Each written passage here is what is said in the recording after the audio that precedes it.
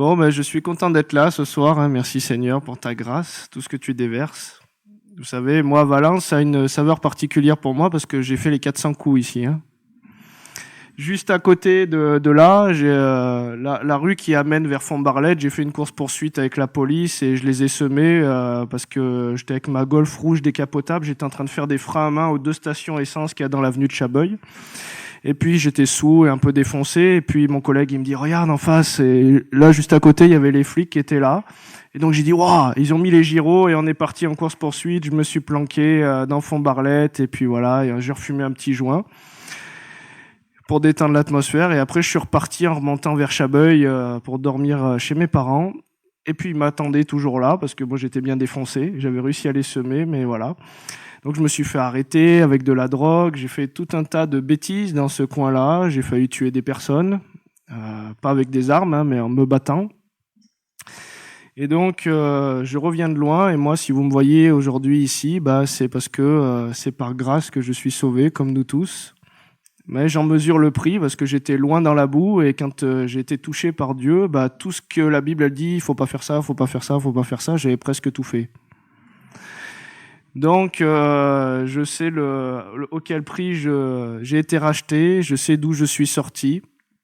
Et donc moi, j'ai été dans les drogues, dans les addictions, cocaïne, héroïne, produits psychédéliques, salvia, voilà, LSD, champi, les teufs, toutes ces choses-là. Et comme si ça suffisait pas, et ben derrière, je bossais dans les travaux publics à l'époque, et puis j'étais déjà lié dans ma santé. Mes parents étaient dans l'alcoolisme, ma mère partait en centre de désintoxication, mon petit frère, j'avais vendu de la drogue. Enfin, j'avais entretenu sa consommation. Il avait déjà fumé, mais je lui vendais un peu de drogue ou je lui donnais un peu parce que je dealais. Et lui, il est parti lourdement dans l'héroïne, à se piquer à 10 grammes d'héros par jour. Il est devenu SDF. On avait les dealers de Font-Barlette qui venaient armés, calibrés à Chabeuil devant la maison pour demander et réclamer les dettes à payer. Donc c'était pas Jojo, quoi. Et puis ils étaient nombreux, donc je pouvais pas tuer tout le monde. Et donc c'était un peu compliqué. Et comme si ça suffisait pas, alors que j'étais au bout de ma vie, que j'y trouvais pas de sens. Moi j'étais pas croyant, je suis de tradition catholique espagnole du côté de mon père, mais pour moi c'était les mariages, les enterrements, et j'y voyais pas de vie quand je faisais ces rituels-là. Et puis un jour, alors que je bosse devant une maison, je fais les bordures de trottoir et là le gars il sort de chez lui et il commence à dire à mon ami mais écoute, je vais faire une prière pour toi parce qu'il avait mal au dos, il pouvait plus porter les bordures, il avait une ceinture et il lui file un coton et lui dit tu vas brûler ça ce soir, tu récites ça et puis ton mal de dos partira. Et le lendemain je vois mon ami complètement guéri. Alors que pour moi, tous ces aspects surnaturels, même la foi, la religion, c'était pour les tarés. C'était une béquille qui aidait les gens faibles à surmonter les épreuves de cette vie, mais moi, j'avais pas besoin.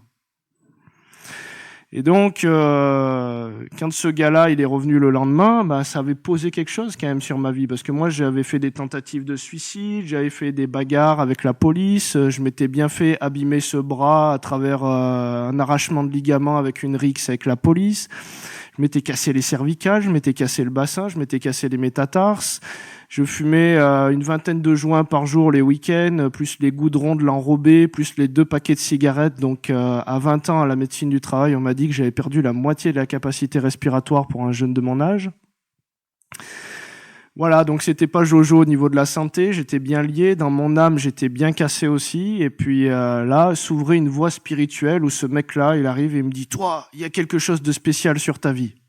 Qui sait qui, quand il est au fond du trou, on n'a pas envie qu'on lui dise qu'il y a quelque chose de spécial. Et puis il m'a dit « Viens chez moi, je vais te donner quelque chose dans les mains, et puis si ça réagit, je sais que je devrais t'initier ». On était vers le creux de la Tine.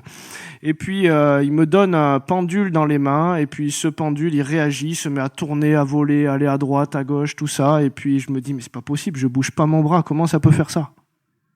Et le diable, il finit de me harponner dans le domaine spirituel. Et moi, j'étais un compétiteur. Quand j'étais plus jeune, j'étais dans les 20 premiers Français à l'âge de 15 ans au tennis de ma catégorie d'âge. Donc, j'étais dans les grands tournois et tout ça. Et mon père, culture pied noir espagnol, pour que son fiston performe, eh ben, je rentrais des fois en sang à la maison quand je perdais un match de tennis. Mais je lui en veux pas. C'était l'amour que lui, il a reçu en Algérie. Il a vu des choses terribles. Et puis, plutôt que la vie m'endurcisse, lui, son cœur et sa compréhension, c'était qu'il devait m'endurcir moi pour pas que la vie me blesse plus. Donc c'était de l'amour, mais de l'amour à travers ses forteresses. Et donc, je m'étais bien endurci à tout un tas de choses. J'avais pas fait la carrière de tennis que je voulais faire, mais j'étais éduqué avec une mentalité de compétiteur et de performance. Donc bien sûr, dans la drogue, dans l'alcool, s'il y avait quelqu'un qui devait en mettre plein la vue aux gens, c'était moi. Et s'il y avait quelqu'un qui se battait, je devais me battre. S'il y avait quelque chose qui se passait, je devais être là. Et je trouvais mon identité et ma valeur, tout dans ce que j'étais capable de produire. Et puis, dans ce cheminement aussi spirituel, où j'ai commencé à toucher au pendule, je voulais être le meilleur, je voulais aller au plus loin possible. Et donc, je suis allé plus loin. Donc, finalement, le gars qui était déjà un sorcier d'un assez haut niveau, il pouvait congeler des personnes dans son réfrigérateur en mettant des photos, en faisant des rituels. Il pouvait trouver des gens en pensant à eux, savoir ce qu'ils faisaient avec son pendule, avoir des lettres, avoir tout un tas de choses. Il magnétisait les gens étaient guéris. Et on pouvait même dire au nom de Jésus quand on magnétisait les gens. Et les gens étaient quand même guéris. Un herpès, une entorse, un cancer. Mais je peux vous garantir que c'est pas Jésus qui passait.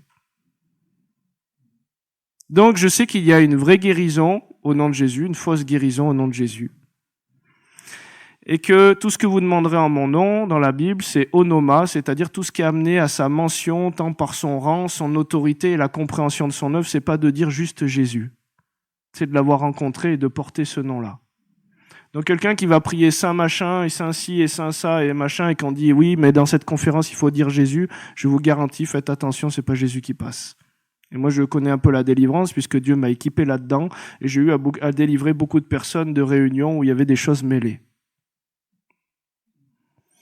Donc c'est pas parce qu'on dit Jésus que c'est Jésus. Ça va ? La Bible a dit on vous prêchera des faux Christ. Oui ou non ?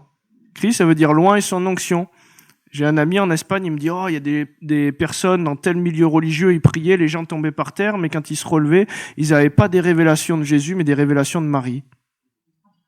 Alors que la Bible, elle nous dit qu'il y a un seul intermédiaire entre Dieu et les hommes, et le mot intermédiaire, il veut dire aussi intercesseur, c'est Jésus-Christ, homme. Donc il n'y en a qu'un. Ça va ? Donc tout ce qu'on peut vivre dans une autre source, par une autre porte, c'est pas la porte. Jésus dit, je suis la porte. Je suis le chemin. Et même si je viens te dire au nom de Jésus, en Afrique, il y a des sorciers qui viennent te dire au nom de Jésus, et derrière, c'est pas Jésus qui passe. Et des fois, quand ils voient que les gris-gris, ça marche pas très bien, ils vont aller se faire pasteur évangélique, faire la formation tout en continuant les fétiches, et derrière, c'est pas la vraie onction de Dieu qui passe. Donc, il nous faut le discernement. Et c'est pas parce que ça brille que c'est de l'or. Ça va ? Donc, voilà. Donc, je me suis initié à la sorcellerie. Je suis allé loin. J'ai commencé les tarots de Marseille. J'ai commencé la mystique juive, la kabbale, l'ésotérisme, les pierres, la lithothérapie. J'ai fait la méditation transcendantale, bouddhisme, hindouisme. Je voulais savoir tout ce qui était possible de faire. Et donc, du coup, je suis allé un peu de partout. Et le problème, c'est que je commençais à vivre des choses et je croyais que c'était moi la puissance. J'entendais les pensées dans la tête des gens avant même qu'ils aient parlé. Je pouvais faire des sorties de mon corps et voir les gens chez eux, passer à travers les murs, faire tout un tas de trucs cool. J'ai rencontré aussi des êtres bizarres en faisant ces choses-là. Et finalement, l'ennemi réclame ses droits et au bout d'un moment, on se réveille, on est tout griffé, tout balafré, on commence à avoir des douleurs un peu de partout, des voix qui nous insultent. Mes cheveux devant la glace le matin se dressaient, commençaient à tourner comme ça, comme des antennes, c'était super chelou. Et donc, au moment, je pensais que ça allait m'amener la paix, la vie, et ça commençait à m'amener de plus en plus mal. Donc l'ennemi, il avait réussi à me lier sur tous les plans de mon être, esprit, âme et corps. Et donc, qu'est-ce qui me restait ? Déjà que j'avais envie de me suicider, c'était encore le fait de me suicider. Je continue à me droguer parallèlement à ça. Une fois, une nuit, on est dans une discothèque en bas à Bourg-les-Valences ou peut-être au Sunshine à Valence. Et puis on sort et puis je dois être à 3-4 grammes. Et on fait nuit blanche et puis on décide de faire un after. On boit encore, on fume encore, on se drogue encore. Et puis après, on décide d'aller manger un McDonald's. Et sur la route pour aller à Valence Sud au McDonald's, j'ai tout le décor qui commence à tourner autour de moi. Et je commence à perdre la vue, ça se trouble. et je commence à avoir une douleur qui me traverse toute la cage thoracique. La cage, j'ai l'impression que ça rentre à l'intérieur, j'ai une douleur vive et puis je me sens partir et puis d'un coup je pars comme dans une spirale et le dernier mot que je dis à mon ami qui était en train de conduire, c'est défibrillateur et puis plus rien. Je pars dans cette spirale. Et puis quand je me retrouve là-bas, je sais que je suis plus dans mon corps et que mon corps c'est une enveloppe et que je suis toujours là. Mais je suis pas sorti comme avec la sorcellerie, c'est-à-dire que je ne maîtrise rien du tout et je prends conscience que je suis en train de mourir. Et je sais pas où je vais. Et donc là, alors que je ne peux pas verbaliser quelque chose avec ma voix, mais ma conscience parle, il y a quelque chose en moi qui se lève et qui dit, s'il y a un Dieu qui existe, aide-moi et je changerai de vie. Et à ce moment-là, j'ai fait la spirale inverse et je suis retourné dans mon corps et tous les symptômes se sont arrêtés. Et je savais pas quel était ce Dieu que j'avais invoqué, à qui j'avais demandé, et je trouvais ça encore super bizarre, quoi. Et puis j'ai commencé, je connaissais pas la Bible, mais qui dit cherchez, vous trouverez, demandez, vous aurez, frappez, l'on vous ouvrira. Et j'ai commencé à dire mais qui es-tu ? Qui est ce Dieu qui vient de me sauver ? Et puis des gens, du jour au lendemain, sont commencés à venir dans la rue me parler de Jésus. Peut-être que ces personnes-là, c'était l'un de vous, voilà, dans Valence.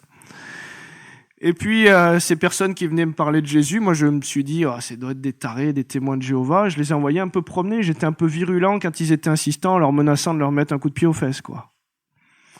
Et donc, il y en a qui ont dû être persévérants. Il y a même une femme qui m'a dit, oui, pour le moment, j'étais sur les marches de l'église, en plein centre de Valence. Elle me dit, pour le moment, tu refuses, mais Dieu a un appel pour toi, nanana. Et puis, elle m'a laissé comme ça, et puis je l'ai envoyé promener. Et donc, c'était du Jésus, presque tous les jours, des gens venaient me parler de Jésus.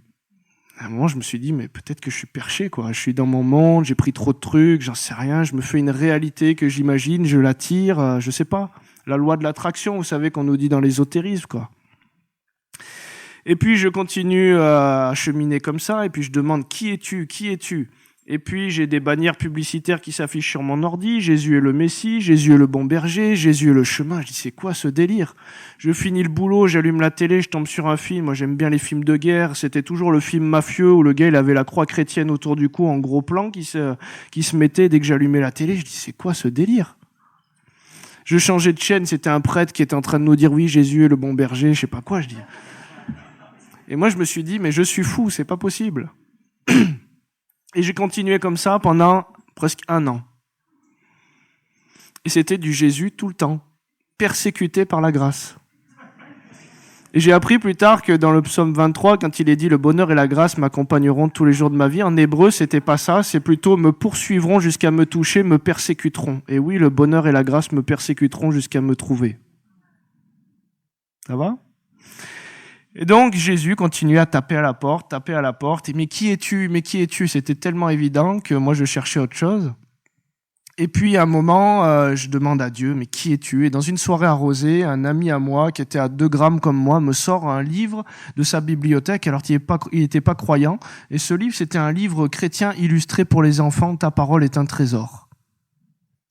Et lui, il me sort ça, il regarde ce qu'il m'a sorti, il me dit « Oh, mais je déconne, tu vas pas lire ça ?» Je dis « Bah si, moi ça me parle, je suis encore en train de demander à Dieu, tu me sors encore un truc chrétien, quoi. » Et je commence à lire ce livre, et puis je lis, et puis je vois que Jésus, il dit « Je suis le chemin, la vérité et la vie ». Il n'y avait pas tous les versets de la Bible dedans. Et je tourne et je feuillette, et ce verset fait quelque chose en moi, mais sur le moment, je me dis « Bon, voilà », je tourne les pages, et je tombe sur l'histoire de Jonas qui se fait manger par une baleine, avec un dessin de quelqu'un qui se fait cracher par un poisson, et je me dis, ça y est, hop, ces chrétiens, ils sont plus tarés que moi, ils ont pris plus de produits, ils croient qu'on se fait gober par un gros poisson pour être recraché à un endroit, donc c'est bon, ils sont fous, c'est pas pour moi. Et puis je continue à lui dire, mais qui tu es, mais qui tu es, mais qui tu es. Et puis Dieu m'avait déjà gardé, je suis tombé d'un étage, la tête la première, je me suis endormi dans ma chute, j'aurais pu m'embrocher sur la clôture avec les piquets chez le voisin. Tentative de suicide avec les veines et le sang qui giclait de partout, accident de voiture, voilà, j'ai failli mourir plusieurs fois, mais Dieu m'aimait même avant que moi je l'aime. Pour nous, nous l'aimons parce qu'il nous a aimés le premier. Amen. Et donc, qui es-tu ? Qui es-tu ? Et si tu mets pas le paquet pour venir me toucher radicalement et me faire un signe plus grand que tout ça, moi, je veux en finir de cette vie, elle ne m'intéresse pas. J'avais essayé de me pendre en cellule à Valence quand il m'avait arrêté. Et donc, voilà, moi cette vie, j'en voulais pas. Et puis je lui ai dit, si tu es dans l'islam, je te mets un ultimatum, si tu me parles pas rapidement. Si tu es dans l'islam, je vais dans l'islam. Si tu es dans le bouddhisme, dans le bouddhisme. Dans le judaïsme, si tu es chez les chrétiens, je vais là-bas. Je lui ai énuméré tout ce que je savais. Si tu es même chez les extraterrestres, un truc qu'on ne connaît pas, moi tu me dis, je vais. Si tu ne me parles pas, eh ben je saurai que tu n'existes pas. Et j'en finis, encéphalogramme plat. Tout s'arrête et on me prend plus la tête. Parce que j'étais tout cassé dans mon corps, dans ma santé, dans mon âme. Et s'il fallait tenir 70, 80 ans comme ça, alors qu'à 20 ans, j'étais déjà ruiné, c'est un cauchemar, cette vie. Et voilà, et donc, je mets Dieu au défi, je lui mets un ultimatum, et puis je bossais, et je vais dans un magasin de bricolage, à Bricomarché, à Montpellier. Je rentre dans le magasin et je vais voir le gars qui faisait les découpes et je lui demande les fournitures. Il me dit, mais j'ai ce qu'il vous faut, j'ai préparé ci, j'ai préparé ça, super. Il me dit, mais d'abord, répondez à cette question. Je me dis, tiens, qu'est-ce qui lui arrive à lui? Il me pose des questions, je viens juste chercher mon matériel, c'est le père Fouras ou quoi? Et puis il me dit, bah, répondez à cette question. Il me dit, qui a dit, je suis le chemin, la vérité et la vie? Et moi, je venais de demander dans ma chambre, quel est le chemin si tu es là, si tu es là? Et lui, il me dit, c'est Jésus, le chemin. Et là, je veux pas lui dire Jésus, alors que je sais que c'est Jésus, parce que je l'ai lu. Et je lui réponds, en le regardant dans les yeux, Lao Tzu, un philosophe chinois, pour voir ce qu'il va me dire. Et lui, il me répond, et il me dit, continue de chercher, t'es pas loin de la vérité, c'est Jésus-Christ qui a dit ça.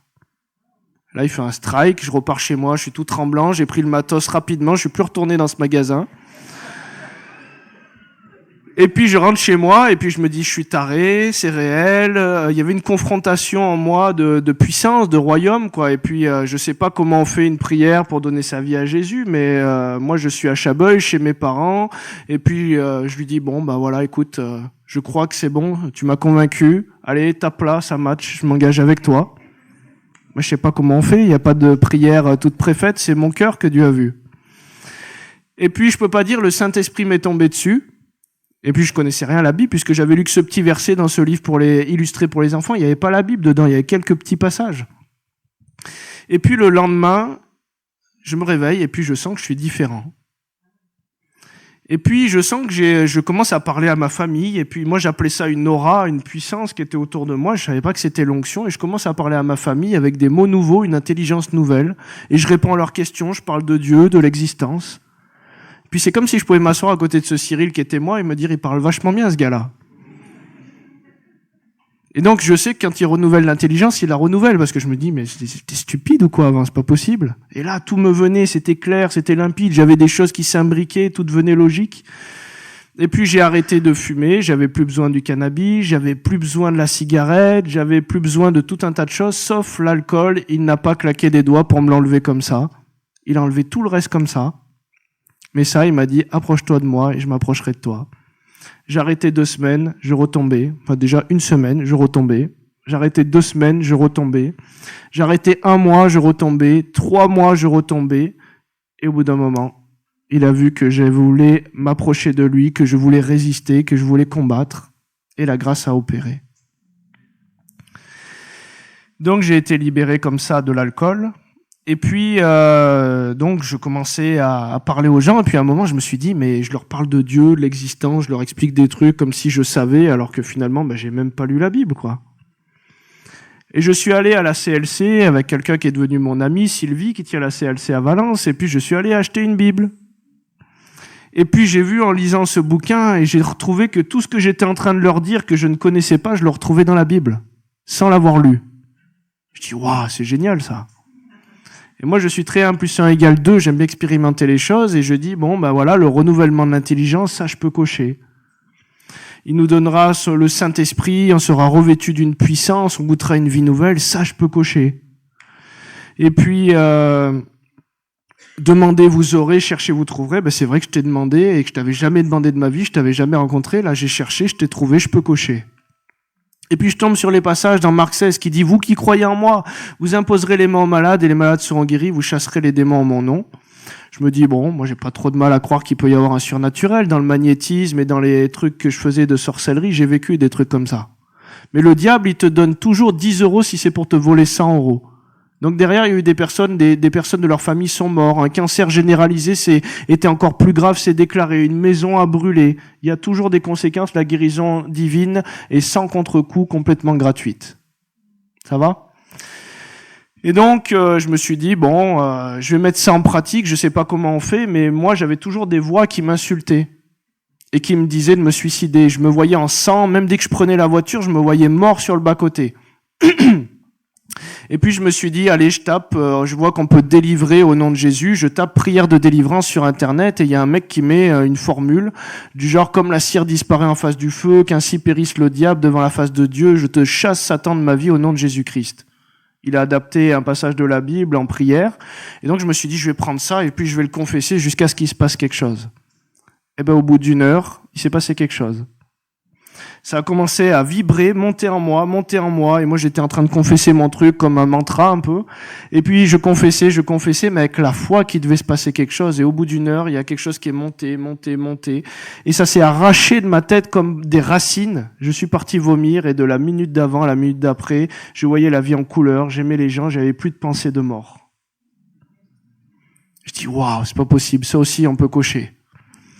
Et puis j'ai dit, ceux qui croiront en moi, ils imposeront les mains aux malades. Et je suis pas tout de suite sorti dans les rues à prier pour la caissière, à prier pour le gars dans la rue. Je me suis dit, il y a des cobayes dans ma famille, je vais m'entraîner.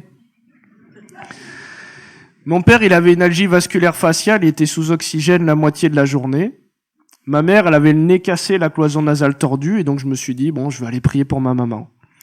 Et puis, je la saoule un peu, et elle me dit, ouais, t'es un fou, mon père, t'es un taré, mon fils, un extrémiste dans tout ce que tu fais, avec tes trucs, tes délires. Je lui dis, mais attends, mais toi, t'es croyant, t'es chrétien, normalement catholique, de tradition. Oui, il dit, tu sais, voilà. Et donc, je les saoule un petit peu, parce que j'ai une petite onction de commercial aussi. Et donc je réussis à leur vendre le truc et finalement je mets ma main sur son nez, je dis maman c'est pas grave, tu crois pas, moi je crois pour toi, sois guéri au nom de Jésus, que ton nez se redresse. Et puis le lendemain je vais la voir et pendant la nuit, alors qu'il s'était rien passé sur le moment, mais j'avais foi qu'il devait se passer quelque chose, le nez, l'os qui était tordu après un accident de voiture s'est redressé et s'est remis dans l'alignement. Et je dis waouh, c'est pas possible, ça aussi ça marche. Et donc je suis allé prier pour mon père qui avait son algie vasculaire faciale aussi en le saoulant un petit peu.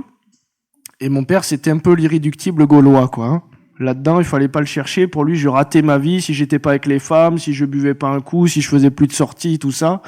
Donc, voilà. Pourtant, il m'aimait, mais des fois, on aime mal, hein. Et donc, je prie pour lui une fois, il se passe rien. 2 fois, il se passe rien. Et je me dis, Seigneur, ta parole ne ment pas. C'est pas possible. Si t'as fait ça pour moi, t'as fait ça. Tu vas pas donner du chocolat à l'un et pas à l'autre. Et puis, je prie encore une fois pour lui pendant 1 heure avec la même formule, comme la cire disparaît en face du feu, qu'ainsi périsse le diable devant la face de Dieu. Et au bout d'un moment, il est allongé. Et l'algie vasculaire faciale, au niveau du présium doloris, c'est ce qui est le pire. Ça te fait des migraines comme si on te mettait un pic à glace en permanence dans le cerveau, dans l'œil. Il avait l'œil qui gonflait, il pleurait sous oxygène la moitié de la journée, en invalidité. Et puis je prie pour lui, il est allongé sur le canapé et au bout de la 3e fois, au bout d'1 heure que je prie, il commence à se passer quelque chose. Et c'est pour ça que quand il dit de tirer des flèches, des fois, bande ton arc et tire des flèches, t'as tiré que 3 flèches, tu vaincras que 3 fois. Moi, je l'ai expérimenté en pratique. Donc je connais aujourd'hui certains principes dans la délivrance. Et mon père était allongé comme ça et puis d'un coup, c'est comme si on le met le défibrillateur, il commence à faire comme ça. Il retombe sur le canapé. Il décolle de 30 cm. Il retombe sur le canapé 2 fois. Il retombe sur le canapé 3 fois. Le chien à côté tombe par terre et commence à manifester. Il se met à vomir. Mon père est délivré de l'algie vasculaire faciale et le chien a changé de comportement. Il y a bien des esprits qui vont dans le troupeau de porc, hein. Et on a une autorité pour délivrer tout ce que Dieu nous a donné. Et donc, je m'arrête pas là, je commence à prier, tout ça, et puis j'essaye d'en parler à mes potes de Brinques, je vais avec eux, je me dis, il faut que je les sorte de là, tout ça, mais le problème, c'est que eux, ils se font des gros aquas, on se retrouve dans des pièces fermées où c'est du cannabis de partout, ils mettent des films, des femmes à moitié nues dans des clips pendant qu'ils sont en train de se défoncer. Je me dis, c'est pas possible, moi je suis en enfer, là, je viens de quitter ce milieu-là. Et la soirée où je me dis, je vais les évangéliser, ils m'amènent en discothèque, il y a une femme à moitié nue qui se met des shooters dans les fesses pour les verser dans le truc, je dis, c'est bon, je quitte ça, quoi. Je peux plus. Et puis j'ai eu besoin de m'enraciner dans la parole, d'être guéri et d'être restauré avant de pouvoir leur témoigner parce que j'étais faible dans plein de domaines. Dieu venait juste de me repêcher. Et donc, pendant 3 ans, je priais pour les gens, ils étaient guéris, je voyais les démons, je chassais les démons et les gens étaient délivrés. Mais j'étais seul, je savais même pas s'il fallait aller voir un prêtre, un pasteur, j'y connaissais rien au milieu chrétien. Et j'ai prié, j'ai dit, mets quelqu'un sur ma route qui comprenne ce que je vis et qui vit la même expérience. Et puis un pote de lycée, un pote de bringue, un jour, sur Facebook, met un verset de la Bible. Donc je lui envoie un message en privé, je lui dis écoute, qu'est-ce qui se passe là, tu te moques ou c'est du délire? Il finissait les bouteilles avec moi en soirée, il était drogué aussi. Il me dit non mais tu sais pas quoi, je voulais me suicider, mes parents sont chrétiens évangéliques depuis toujours et moi leur Dieu, je l'avais pas rencontré, je pensais que c'était des histoires, j'ai eu des galères dans ma vie au moment où je voulais me suicider, et ben j'ai rencontré le Seigneur. Je dis waouh, c'est génial. Et donc, a commencé un cheminement où j'ai rencontré des personnes qui ont pu me former dans la foi. Don Cripe, je sais pas s'il y en a qui le connaissent, voilà, qui m'a pris sous son aile en guérison intérieure, délivrance. J'ai été avec des personnes un peu qui étaient dans la guérison physique à l'époque, Patrick Fontaine. J'ai fait une école biblique, l'école avec Don aux États-Unis. J'ai été ordonné dans le ministère là-bas. Et ma délivrance, ma guérison intérieure et le temps de formation a pris 7 ans. Parce que j'étais tout cassé dans mon identité. Pour moi, j'avais rien de bon à offrir à ce monde et Dieu m'appelait à parler aux foules. J'arrivais même pas à parler devant 2 personnes. Je me liquéfiais, je manquais de tomber dans les pommes. Donc j'ai eu un gros travail de guérison, restauration, délivrance. L'esprit de la Kundalini, l'esprit qui est venu par le yoga, a mis du temps à me lâcher. J'avais fait des serments, des choses assez lourdes là-dedans. Et donc ça m'a tenu pendant très très très longtemps, presque 3 ans. Et on a tiré des flèches, et au bout d'un moment, la libération est venue.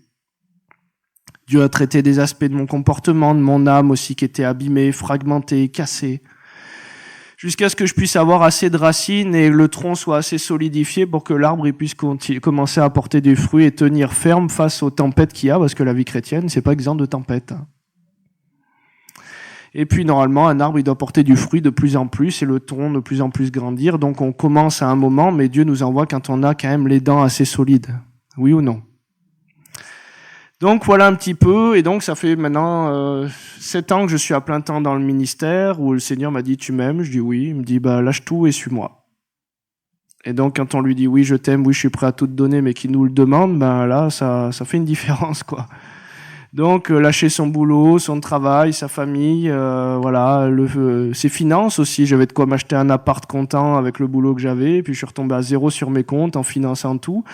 Et donc le Seigneur m'a envoyé par la foi, mais aujourd'hui je ne regrette pas l'aventure que le Seigneur me fait vivre. Et je vais simplement vous montrer, si on peut projeter le film, je vais le commenter en même temps, ce qu'on peut vivre dans la manifestation de sa gloire et quand on dit oui au Seigneur et quand on décide de porter sa croix. C'est pas pour vous dire, regardez Cyril, tout ce qu'il vit, waouh! Mais c'est surtout pour vous exciter à vous dire que le style de vie normal, c'est que tous ceux qui auront cru en son nom, ils imposeront les mains aux malades, ils chasseront les démons. On est tous censés parler en langue. Paul, il dit qu'il prophétise et qu'il souhaite que tout le monde prophétise. On est tous censés prophétiser. On est censé vivre dans une dimension où les ministères sont là pour nous équiper là-dedans et que le corps prenne sa place et aille en conquête. Vous êtes d'accord? C'est pas un super ministère qui va arriver, qui va évangéliser Valence. Mais par contre, quelqu'un va vous équiper, va vous donner les billes pour pouvoir aller impacter tout le secteur. Et l'armée va prendre sa place.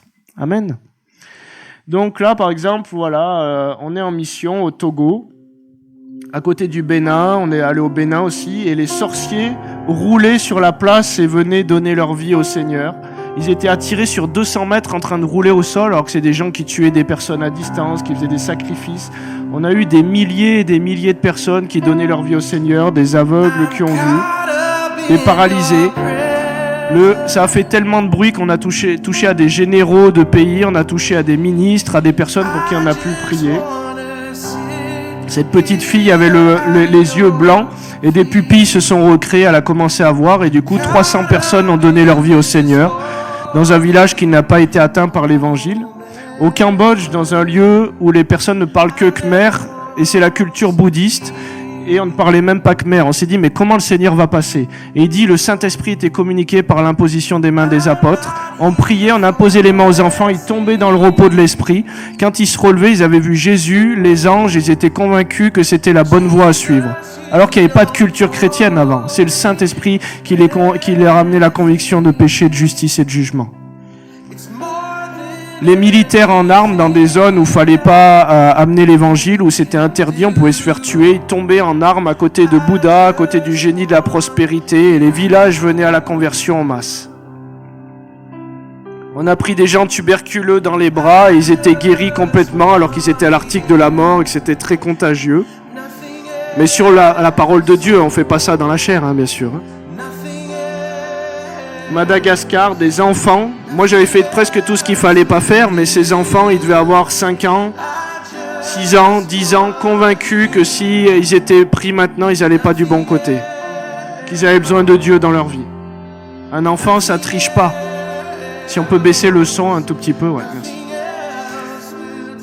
On a vu des enfants paralysés, voilà, être guéris complètement. Pierre, il marchait et puis les personnes étaient guéries par la présence, par l'onction et simplement son ombre guérissait les malades. Et je crois aujourd'hui que Dieu fait comme il veut et qu'on n'est pas obligé d'avoir une imposition des mains pour recevoir ce que Dieu a mis dans l'onction.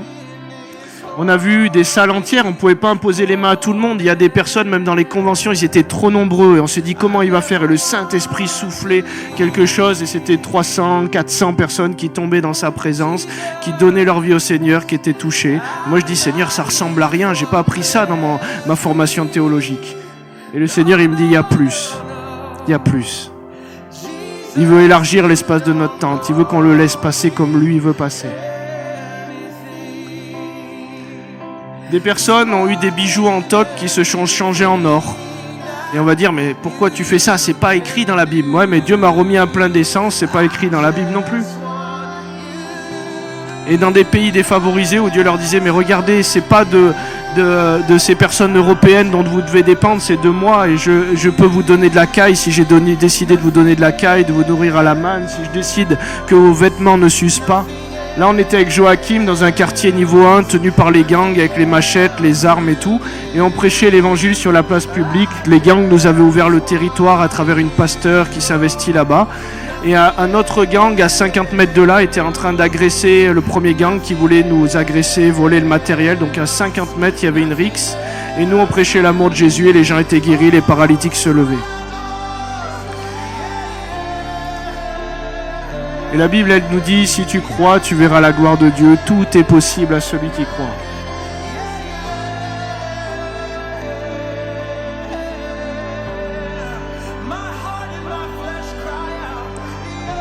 On a eu des choses qui étaient imprévues en Colombie. On nous a invités dans une école. Donc là, moi, j'y allais pour donner mon témoignage et puis les inciter à ne pas tomber dans la drogue. Et à la fin, on a fait un appel pour savoir qui c'est qui voulait accepter Jésus, recevoir le Saint-Esprit. Tous les enfants ont levé la main pour donner leur vie au Seigneur et le Saint-Esprit est tombé. Et même dans les classes, ceux qui n'ont pas pu s'amasser, il y a eu 3000 personnes qui ont été touchées.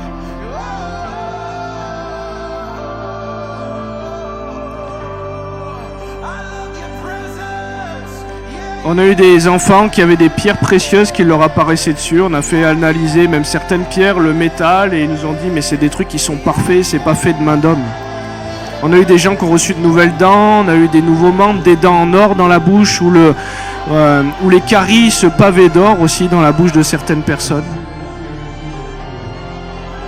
Est-ce que vous croyez à ces choses-là? Moi, Dieu m'a révolutionné complètement.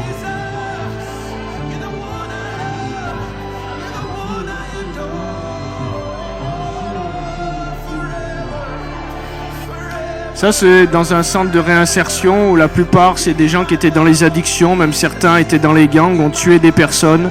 Et sous la puissance du Saint-Esprit, ils pleuraient, ils tombaient comme des petits enfants. Moi, je crois que la seule chose qui peut changer un territoire, une nation, c'est l'Évangile, la puissance du Saint-Esprit.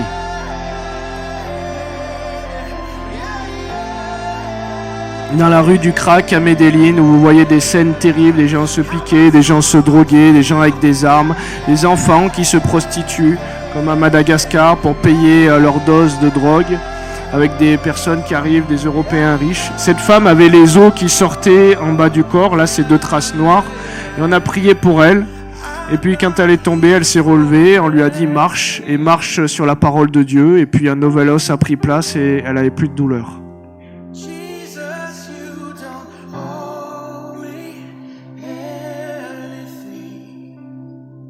Et là, on est dans la rue, en plein Barranquilla.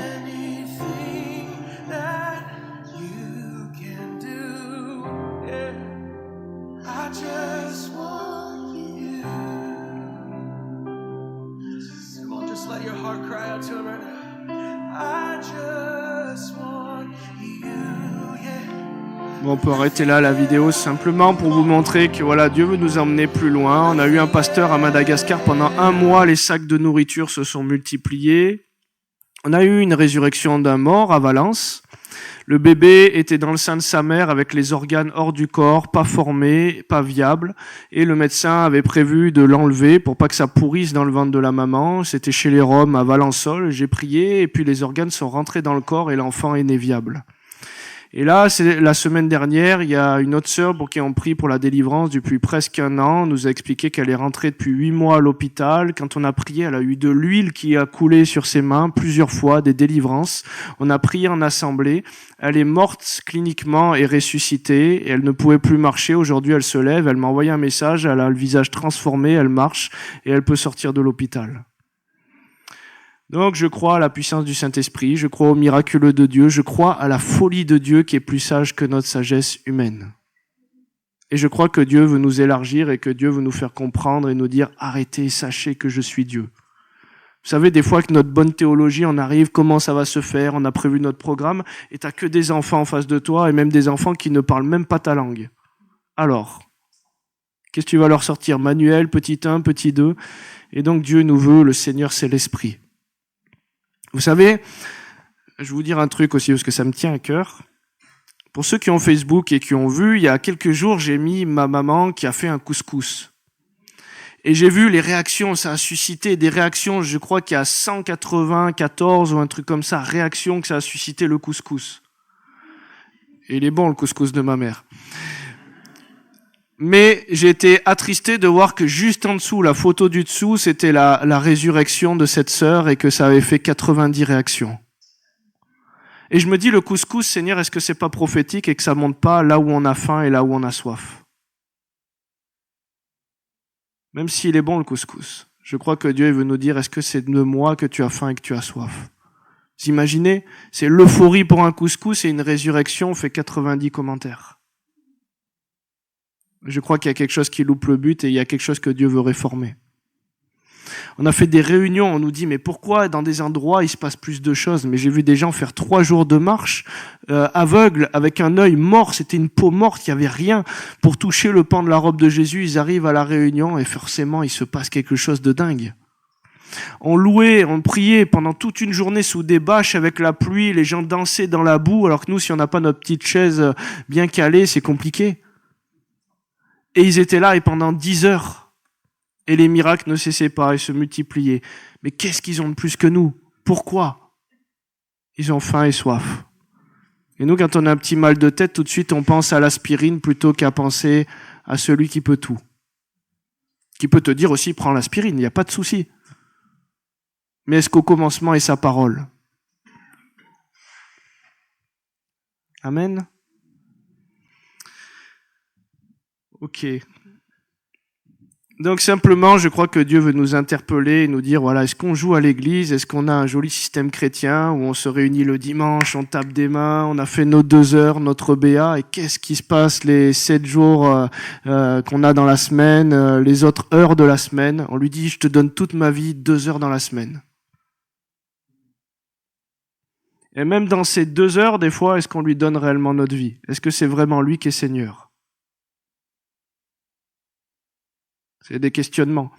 Mais je crois que Dieu, aujourd'hui, veut réformer quelque chose, veut toucher quelque chose, veut passer. Et si des réunions peuvent arriver et durent 3 heures, durent 4 heures, durent 5 heures dans sa présence, un jour dans ses parvis vaut mieux que 1000 ailleurs. Amen. Et est-ce qu'on est prêt à porter notre croix aussi? Moi, je ne suis pas meilleur que personne, mais j'ai compris que ce qui est bon, comme Paul il le dit, je le sais, n'habite pas en moi, c'est-à-dire dans ma chair.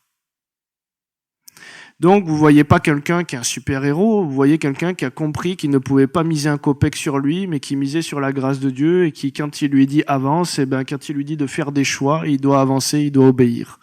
Et même si des fois ces choix ne correspondent pas aux idéaux mentaux, aux cases de certaines personnes, il vaut mieux plaire à Dieu plutôt qu'aux hommes. Et des fois, Dieu, il peut te demander de faire quelque chose où la personne va dire, mais attends, selon la loi, tu ne dois pas faire ça. Oui, mais la Bible, elle dit, ne regarde pas impur ce que Dieu a déclaré pur aussi. Dieu, il est maître, il est au-dessus de la loi. Et donc Dieu veut nous faire sortir de nos zones de confort, sortir de la barque pour pouvoir marcher sur l'eau de sa parole. Mais forcément, c'est défiant. Amen. Bon, j'avais pas prévu de faire tout ça, mais ça coule alors. Ok. Donc, ma parole aujourd'hui, on priera pour des guérisons, des libérations s'il y a besoin, mais peut-être qu'il n'y a pas besoin, peut-être que vous avez déjà été touché comme ça. Mais c'était vraiment sur la compréhension de notre identité en Christ et sur le cœur du Père. Pourquoi ? Parce que tout part de là. Quand on voit certains concepts de Dieu, des fois, je comprends que quand on prie, la personne, elle voit un concept de Dieu qui est comme une forteresse et qui ne permet pas à Dieu de passer cette forteresse pour toucher la personne. Vous savez, quand Jésus il est allé là où il y a eu de l'incrédulité, il a dit qu'il n'a pas pu faire beaucoup de miracles. Eh ben, qu'est-ce qui bloque l'incrédulité ? C'est pas l'absence de foi. C'est une forteresse, c'est une conception de foi qui regarde sur un plan humain, qui voit Jésus comme le fils du charpentier. Et qui ne le reçoit pas comme le fils de Dieu. Et donc, des fois, on a des concepts, on a des forteresses qui viennent nous bloquer dans nos raisonnements pour pouvoir recevoir ce que Dieu a prévu pour nous. Et Dieu veut faire tomber ces raisonnements. Et une mauvaise conception de Dieu, une mauvaise connaissance du Père, des fois, peut empêcher le fait que les grâces coulent sur nos vies. 1 Jean 4, 7, à partir du verset 7, « Bien-aimés, aimons-nous les uns les autres, car l'amour est de Dieu, et quiconque aime est né de Dieu et connaît Dieu. Celui qui n'aime pas n'a pas connu Dieu, car Dieu est amour. » Jean 3, 16, « Car Dieu a tant aimé le monde qu'il a donné son Fils unique, afin que quiconque croit en lui ne périsse point, mais qu'il ait la vie éternelle. Donc Dieu est amour, Dieu nous aime, et pour nous, nous l'aimons, parce qu'il nous a aimés le premier. » Amen. Mais l'amour de Dieu, c'est pas l'amour humain. Oui ou non ? Vous savez, il y a plusieurs types d'amour. Il y a l'amour agapé, il y a l'amour philéo, l'amour émotionnel, intellectuel. Il y a l'amour éros, l'amour du corps, l'amour, passion charnelle. Mais l'amour de Dieu, c'est l'amour agapé. Et quand il nous dit l'amour est patient, l'amour est plein de bonté, l'amour est ci, et des fois on nous dit mets ton prénom juste avant ce mot, à la place de l'amour, dis Cyril est patient, Cyril est ci, Cyril est ça. Moi j'étais super culpabilisé par ça parce que je disais Seigneur, même après 15 ans de conversion, je peux pas cocher ces cases-là. Et oui, je suis plus patient, mais je suis pas patient. Oui, je suis plus plein de bonté, mais je suis pas plein de bonté. Et en fait, ça m'a déculpabilisé une fois où j'étais dans un camp chrétien. Et il y avait une sœur qui venait là, et moi c'était mes vacances. Et vous savez, c'était, moi j'appelle la sœur gonflante. Mais je l'aimais, de l'amour de Christ. Et toute la semaine, elle l'a passé à côté de moi, à me raconter toutes les misères, à parler mal des gens, à polluer mon atmosphère, et moi je voulais juste être dans la paix, dans la tranquillité. Et je m'asseyais, je jouais aux cartes, et elle venait me gonfler, je jouais à la pétanque, et elle venait me gonfler. Je dis Seigneur, je l'aime, Seigneur. Mais qu'est-ce qu'elle me gonfle ? Et puis à un moment, le Seigneur il me dit, va lui masser les pieds. Et là, je dis, mais Seigneur, tu m'aurais dit de tout le monde, là, tous ceux qu'il y a dans ce camp, il n'y avait pas de souci, mais elle me gonfle. Et puis, j'ai obéi à sa parole, et je suis allé lui masser les pieds. Et puis, c'était pas, c'était inconfortable pour moi. Et donc, je me mets à genoux, et puis je commence à lui masser les pieds. Et bien sûr, avant, je vais lui dire, je me dis, bon, Seigneur, je vais lui demander, mais Seigneur, fais qu'elle ne veuille pas. Et donc je vais lui demander, je lui dis écoute, il me semble que j'ai reçu de te masser les pieds, est-ce que tu voudrais que je te masse ? Ah oui. Oh Seigneur. Et donc elle me tend ses pieds, tout ça, voilà. Et je me mets à lui masser les pieds, et puis je suis dans mon cœur en train de dire Seigneur, tu vois, elle me gonfle, Seigneur, tu vois, j'ai pas l'amour qui sort, qui jaillit, mais pendant que je lui masse les pieds, elle commence à pousser un cri, elle vit une délivrance et elle est guérie.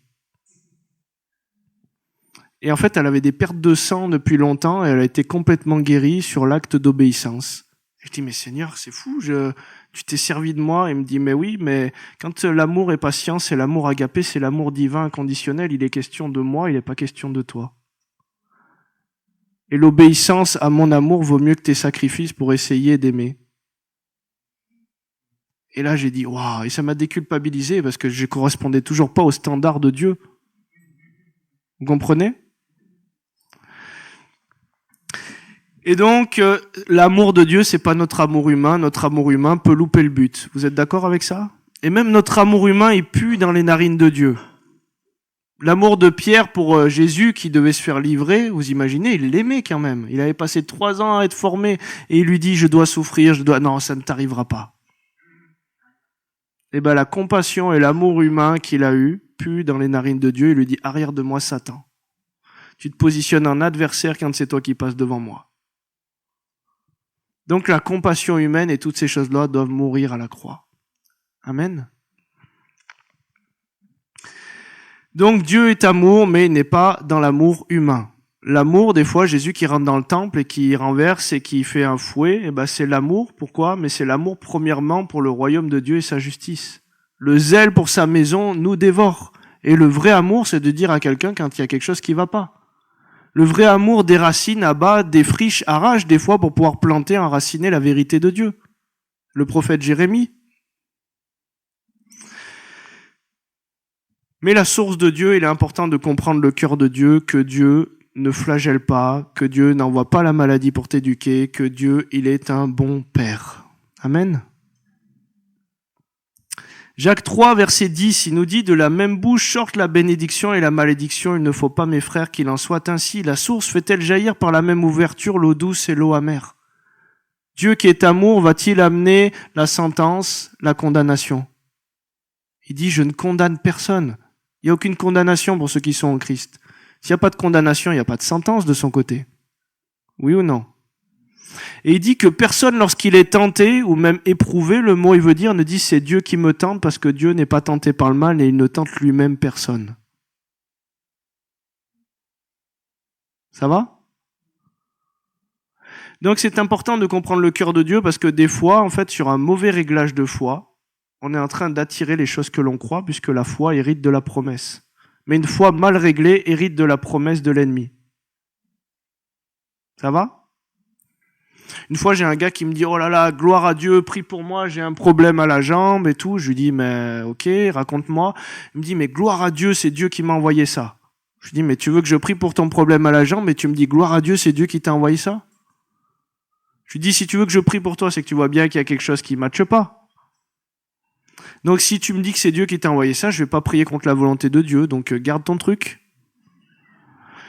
Et il me dit non, j'ai mal, je souffre. Je lui dis tu crois que Dieu veut ça pour son enfant? Est-ce que toi tu voudrais ça pour ton enfant? Il dit si méchant comme vous êtes, vous savez donner des bonnes choses à vos enfants, combien le Père Céleste vous en donnera des plus excellentes si vous voulez lui demander. Et donc je lui dis repens-toi de ta fausse croyance que Dieu t'a envoyé ces choses-là pour t'éduquer.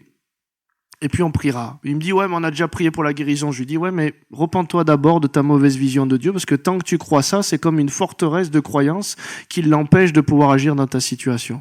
Il se repent, on prie pour la fracture et les séquelles de ce truc et il est complètement guéri. Pour vous expliquer une mauvaise compréhension du cœur de Dieu. Il y a une personne un jour qui me dit ouais prie pour moi pour mes problèmes d'audition, j'ai de la surdité et j'ai dû les remettre, mais j'avais été guéri dans une conférence, une personne avait prié pour moi et j'ai été guéri, mais cette personne m'a dit si tu fais encore une erreur, si tu pèches, ça peut revenir. Paul, l'apôtre de la grâce, il nous dit des fois je veux faire le bien et je le fais pas, il pêche, il loupe le but, vous êtes d'accord avec ça? Eh bien, qu'est-ce qui s'est passé? Par cette fausse compréhension, le problème est revenu derrière. Et je lui ai dit, écoute, je vais pas prier pour toi pour ta guérison, je vais prier pour toi pour briser cette malédiction qu'elle t'a envoyée avec la bénédiction et cette fausse croyance. Est-ce que tu renonces à ça? Et la personne a renoncé, on a prié, puis elle a retrouvé l'audition. Et ce n'est plus fait voler, puisque Dieu ne se repent pas de ses dons ni de son appel. Il n'y a que toi qui peux décider de redonner à l'ennemi ce que Dieu t'a donné. Oui ou non? Dieu veut que tu ailles de gloire en gloire, toujours en avant, jamais en arrière. Un fleuve d'eau vive, essaye de remonter à contre-courant, normalement c'est difficile, tu dois presque lutter, toi, pour pouvoir faire les choses inverses. Donc Dieu est amour, il nous a tant aimés. Il n'y a pas de condamnation de son côté. Dieu, il te regarde toujours avec le cœur du Père. Il dit, j'ai gravé ton nom sur les paumes de ma main, tous les cheveux de ta tête sont comptés. Oui ou non? Donc Dieu t'aime, c'est une ferme assurance qu'il veut ancrer en toi. Mais tous ces questionnements, tous ces raisonnements, toutes ces habitudes de pensée, il faut même les laisser en arrière. Pourquoi? Parce que nos habitudes de dire mais j'ai pas vécu la guérison, mais j'ai pas eu les promesses que je voulais, mais j'ai pas eu ça. Ta rumination te fait regarder en arrière et t'empêche de saisir sur ce qui est devant. Et c'est pour ça qu'il nous dit faisant une chose, oubliant ce qui est en arrière et portant mes regards sur ce qui est devant. Donc à quoi tu t'accroches? Où tu regardes? Et là où est ton cœur, là est ton trésor. Et il nous appelle à regarder avec les yeux du cœur. Vous êtes d'accord avec ça? On est transformé à l'image de ce que nous contemplons, la Bible nous dit. Donc s'il y a des mauvais raisonnements à propos de Dieu, Dieu est amour, Dieu te guérit, Dieu te délivre, le mot sozo, salut en grec, ça veut dire sauver, délivrer et guéri. Est-ce que tu veux le faire, Seigneur? Oui, je l'ai déjà accompli. Est-ce que toi tu veux le télécharger et le recevoir et l'accueillir? Donc il est important de comprendre qu'on a nos choix et que l'amour de Dieu se propose et ne s'impose pas. Mais j'ai vu des chrétiens ne pas bénéficier des promesses de Dieu simplement parce qu'il y a eu une mauvaise compréhension de ce qu'était la grâce dès le fondement. Vous savez, Jésus, quand il parle à Nicodème, il lui dit Nicodème, il lui dit, est-ce que je peux rentrer dans le sein de ma mère et renaître? Il lui dit non, il faut que tu naisses d'une naissance qui est spirituelle, anotène en grec, qui veut dire naître depuis le haut. Dans les versions qu'on a retrouvées, les manuscrits, même à Qumran, ils nous disent que c'est même naître depuis l'origine, naître depuis le fondement, le plan initial de Dieu. Et donc Dieu veut que tu naisses depuis l'origine, depuis son plan originel où tu es un esprit, où tu as une autorité sur la création. Ça va? Donc il te faut naître de nouveau. Et quand tu nais de nouveau, la Bible elle dit que celui qui est né de l'esprit, il est plus la chair. Il est esprit. Vous êtes d'accord avec ça? Donc tu es en esprit. Dieu te voit plus à travers ta chair, il te voit dans le domaine spirituel où tu as épousé une autre identité, non plus celle que tu avais pécheur, mais la sienne. Quand tu es né de l'esprit, tu épouses l'esprit, tu épouses Christ. Est-ce que tu peux être juste et pécheur à la fois?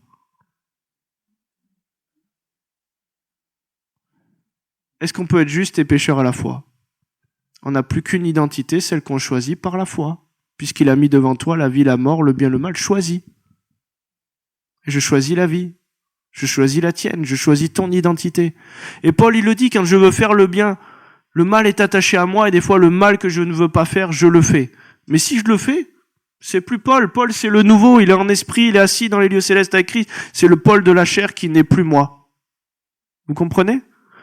Et pourquoi aujourd'hui on voit certains fruits dans l'église? Parce que des fois je vais dans des églises, je dis levez la main, qui c'est qui a été baptisé, immergé en Christ, et la plupart de l'assemblée lève la main. Je dis ok, super. Levez la main, qui c'est qui quand il fait une erreur se voit pécheur, et la plupart de l'assemblée lève la main. Vous imaginez? Jésus, il a changé l'eau en vin. C'est-à-dire qu'il a changé ce baptême qu'on fait en Israël où il y a des baptistères où chaque semaine ils vont se plonger dans l'eau pour essayer d'être purifiés des péchés de la semaine. Ça les amène jamais à la perfection. En un baptême d'immersion à travers son sang. Le vin, c'est le sang.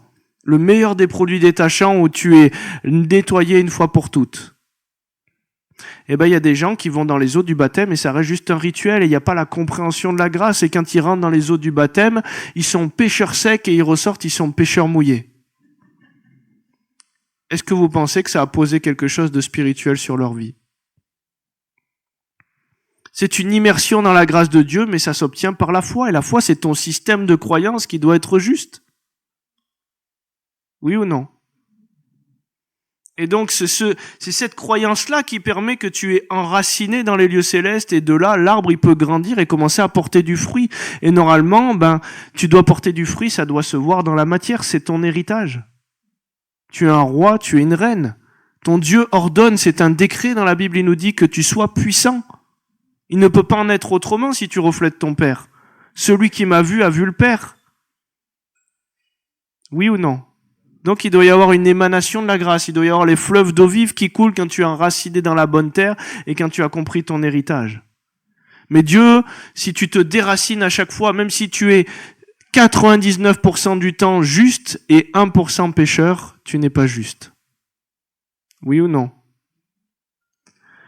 Donc Dieu, il te veut dans la compréhension de ton héritage, dans la possession de ton héritage. Et c'est depuis cette assise dans les lieux célestes où tu es un roi, où tu es une reine, où tu es juste, où tu es saint, où tu es parfait, ça ne bouge jamais, c'est une ferme assurance. que les choses vont être attirées comme un autel de communion. Vous savez, l'autel attire la communion à l'autel. Et quand tu es assis sur le trône de la grâce, tu vas attirer les choses qu'un roi attire, qu'une reine attire. Les finances, parce que Dieu veut que tu prospères à tout égard. La santé, parce que par les meurtrissures de Jésus, tu as été guéri. L'abondance, la prospérité dans tous les domaines. C'est l'héritage des rois, vous êtes d'accord avec ça?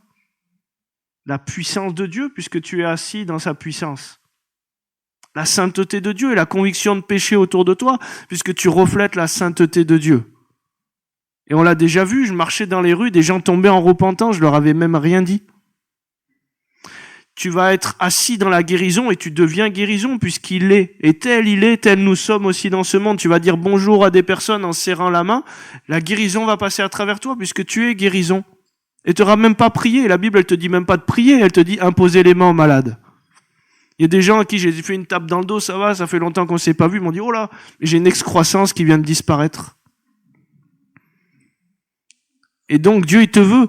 Et quand tu es établi dans ton héritage, l'onction coule, les fleuves d'eau vive peuvent couler, la délivrance peut couler autour de toi puisque tu es délivrance. Ça va?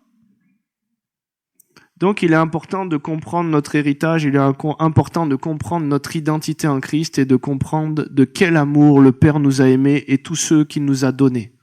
Amen. Il nous dit même, quand tu es dans ton identité en Christ, vous imaginez, c'est en vain qu'ils mangent le pain de douleur, il en donne autant à leurs bien-aimés quand ils dorment. Ça vous paraît pas une folie, ça? Mais moi, j'ai vu qu'assis dans la grâce de Dieu, on avait des pierres précieuses qui apparaissaient, et ces pierres précieuses, dans certains pays en Amérique du Sud, ils ont des pierres comme ça, ils les vendent, et ils sont assez riches pour démarrer leur église ou pour financer les campagnes d'évangélisation. C'est de Dieu dont on a besoin.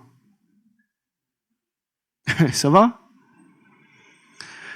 Donc ce soir, simplement ce que je voudrais qu'on comprenne, c'est vraiment notre héritage, l'autorité qui en découle. Et la Bible a dit qu'il nous baptisera d'esprit et de feu. Vous sentez dans l'atmosphère depuis tout à l'heure comme une autorité, quelque chose qui est là et qui travaille à l'intérieur, c'est la présence de Dieu, c'est l'onction. Mais effectivement, dans la marche, pour qu'il puisse paraître, il faut qu'on disparaisse. Il faut qu'il croisse et que je diminue. Vous êtes d'accord avec ça? Et donc, il y a des étapes de mort à soi, il y a des étapes où on va porter la croix. Et l'onction, elle est toujours là. Il nous a donné le package. Mais elle se libère au fur et à mesure qu'on prospère, comme prospère l'état de notre âme. Et donc, plus tu vas avoir diminué dans des domaines, et plus la grâce de Dieu va pouvoir couler. Mais il va falloir que tu portes ta croix. Et parce que tu es fidèle avec peu de choses, il va pouvoir dire, ok, je vais lui en donner encore davantage.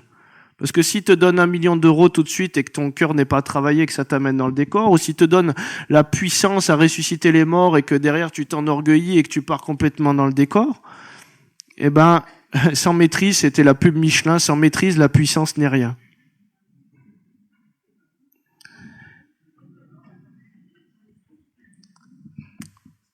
Oui, ils avaient de la révélation, hein.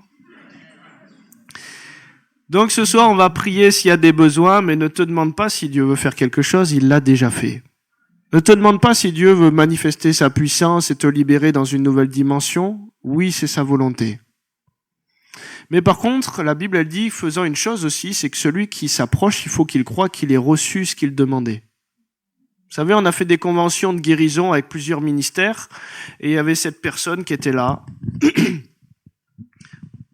Et pourtant, on avait vu des miracles à cette convention. Oh, c'est bon, ça va. Et puis, elle arrive avec sa béquille. Il y a une personne qui venait de retrouver l'audition, l'autre qui était guérie de ci, de ça. Elle arrive avec sa béquille et je lui dis, qu'est-ce que vous voulez que Jésus vous fasse? Oh, j'aimerais bien être guérie. On prie pour elle, elle tombe par terre. Et juste quand elle se relève, la première chose qu'elle fait, c'est qu'elle essaye même pas de bouger, de regarder si ça va. Elle reprend sa béquille et elle repart comme ça. Merci, amen, je crois que j'ai reçu. Je dis, écoutez, non, vous avez rien reçu. Et puis je fais la file, comme ça, on prie, puis il y a l'autre ministère de guérison, elle refait la file à côté. Le même cinéma. Elle se relève tout de suite, amen, je crois que j'ai reçu. La foi, si tu crois avoir reçu ce que tu demandais, tu dois fonctionner comme quelqu'un qui a reçu. Oui ou non? Vous savez, moi, avec la bagarre avec la police, donc j'ai perdu cette épaule, j'ai été opéré tout le long, et puis j'étais aussi casse-cou, donc j'ai aussi été opéré de cette épaule. Et donc pour la médecine, j'ai été déclaré travailleur handicapé. Je pouvais plus faire les travaux, le placo, les bras en surélévation et tout ça. Et donc, quand on a prié pour moi et que j'ai compris ce principe spirituel que par les meurtrissures de Jésus, on est déjà guéri, on a prié pour moi et que je devais fonctionner comme quelqu'un qui avait reçu, oubliant ce qui est en arrière et portant mes regards sur ce qui est devant. On doit mettre notre foi en œuvre, vous êtes d'accord ? Pierre, il est dans la barque, il peut dire Amen toute sa vie. Et Jésus l'appelle, allez Pierre, rejoins-moi sur l'eau. Amen. Allez Pierre, ouais, Amen. Si à un moment il sort pas de la barque, il va pas marcher sur l'eau, vous êtes d'accord avec ça ? Et donc, si Dieu te guérit, à un moment, tu dois fonctionner comme quelqu'un qui possède et qui a été guéri. Si Dieu te dit, je débloque ta situation financière et que tu es toujours en train de demander la prière ou toujours en train de fonctionner comme quelqu'un qui n'a pas reçu, à quel moment tu t'assois et tu tiens comme Moïse le bras en l'air jusqu'à ce que la victoire arrive. Et des fois, on est simplement en train de déraciner les graines de foi qui viennent d'être semées. Et donc, tu dois posséder. On a prié pour moi et j'ai dit, moi, j'avais une rente handicapée, j'avais ci, j'avais ça, j'avais des aménagements de poche. J'ai dit, moi, je refuse le handicap. C'est la guérison de mon identité. Donc, j'ai refusé. J'ai pas voulu garder un contrat qui me liait au handicap. J'ai dit, ça dégage. Et j'ai dit, on m'a dit, je pourrais plus faire ça. Moi, je vais faire tout ce qu'on m'a dit, vous pourrez plus faire. Et je suis allé faire 2 heures d'escalade à la salle à Valence, là où il y a les modules. Et puis, j'ai plus eu mal et j'ai été complètement guéri. La foi amène l'œuvre de la foi. Est-ce que tu passes par le toit ? Est-ce que tu veux toucher le pan de sa robe ? Oui ou non ? Ce soir, on va prier aussi, vous voyez, et s'il y a des personnes qui sont visitées dans l'onction, si vous sentez que vous allez être visité, que dans le prophétique, que vous allez tomber, qu'il y a des délivrances, qu'il y a des choses qui veulent s'opérer, on se moque du regard des autres. Oui ou non ? Des fois, on nous dit, faut pas broncher en église, machin et tout, mais les délivrances, ils allaient au désert pour être guéris, pour être délivrés. Pierre y passait, les gens étaient délivrés, guéris dans la rue. La femme avec l'esprit de Python, en pleine rue, poum, devant tout le monde. Si on ne voit pas le surnaturel de Dieu, les manifestations de Dieu et que tout le monde se gêne, à quel moment on va être bâti dans la puissance de Dieu ? Donc si Dieu fait quelque chose ce soir, si Dieu veut te toucher, s'il y a une manifestation de ce que Dieu est en train de faire et qu'il veut passer d'une manière ou d'une autre et que toi tu lui dis fais ce que tu veux, mais que tu résistes et que tu le laisses pas passer, il te respectera. Mais j'ai entendu Dieu à travers des conférences d'évangélisation pleurer quand je rentrais dans la chambre le soir où moi j'étais waouh, c'était glorieux et j'entendais le Saint-Esprit pleurer. Je dis c'est pas possible, pourquoi il pleure ? Et on a eu des milliers de conversions, il y a eu des paralytiques, il y a eu des aveugles et j'entendais le Seigneur me dire mais j'avais bien plus. Et il y en a qui n'ont pas ouvert, il y en a qui n'ont pas accueilli. Puisqu'il nous a déjà bénis de toutes sortes de bénédictions dans les lieux célestes, lui il veut nous bénir. Chaque jour, un pain de bénédiction, il veut te persécuter par sa grâce, comme je le disais tout à l'heure. Amen. Mais est-ce qu'on veut recevoir ? Donc, il y a plusieurs leaders qui sont là. On peut être plusieurs à prier si jamais vous avez des besoins. Il y a des personnes qui peuvent se mettre aussi derrière si jamais vous tombez. Mais en tout cas, ce que le Seigneur veut faire, laissez-le aller. Vous savez, j'ai vu une femme un jour assez forte, elle est tombée par terre et puis elle s'est marrée pendant 1h30. Elle a perdu 8 tours de taille. Elle a maigri surnaturellement comme ça. Et si Dieu veut faire comme ça ? Et si dans l'onction, Dieu est en train de te faire trembler, danser, comme je disais tout à l'heure, et que lui veut faire comme ça ? Et vous savez, ce que j'ai constaté souvent, c'est que le diable, il a dit à Jésus, si tu te prosternes et m'adores. Et là où les ténèbres abondent, des fois, je vois Jésus, à travers votre corps prophétiquement, à travers le corps des personnes pour qui on prie, faire plier le genou à l'ennemi qui les tenait prophétiquement, et les personnes sont délivrées comme ça. Donc s'il y a quelque chose qui doit fléchir le genou, au nom de Jésus, tout genou fléchit, ne résistez pas, ne coopérez pas avec l'ennemi. Mais laissez ce que Dieu est en train de faire le libérer. Amen. Donc, s'il y a des personnes qui veulent s'avancer, voilà, on peut déjà faire une ligne ou deux. Si vous avez des besoins, guérison, délivrance, on peut prier. Vous voulez être activé dans l'onction, dans le Saint-Esprit, voilà. On peut prendre un temps et libérer simplement ce que Dieu a. Si vous avez déjà reçu à votre place, louez le Seigneur et soyez pas, s'il vous plaît, dans un mode spectateur en mangeant du popcorn, en disant, qu'est-ce qui va se passer avec elle et avec lui là-bas. Voilà, soyez dans une attitude de foi, soyez pas dans quelque chose qui vient avec le contrôle, avec le religieux et qui vient amener une atmosphère d'incrédulité et de spectacle. Amen.